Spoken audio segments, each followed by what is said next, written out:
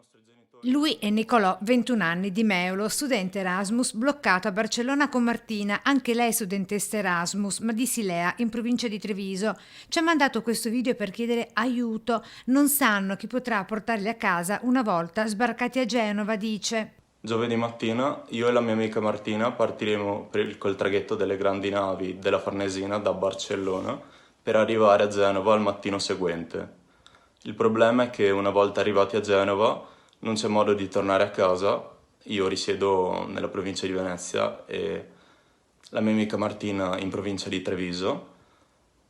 I nostri genitori hanno fatto innumerevoli giri di chiamate a polizia stradale, carabinieri. I ragazzi, per il tramite delle rispettive famiglie, hanno chiamato tutti, ma proprio tutti, Farnesina e prefetture comprese, ma nessuno al momento ha saputo indicare come farli rientrare in Veneto dalla Liguria. Le prefetture di Venezia e Treviso che non hanno saputo dare risposte esaurienti. Con l'aggiunta dello stop totale di Trenitalia verso il Veneto, salva esclusivamente Verona con un collegamento Roma-Bolzano e l'unico treno di Italo a lunga percorrenza da e verso il Veneto con partenza da Roma. I nostri genitori hanno inoltre contattato il numero di emergenza del coronavirus, cioè il 1500, che li ha dirottati all'unità di crisi della Farnesina, che ha detto che non è un problema di loro competenza.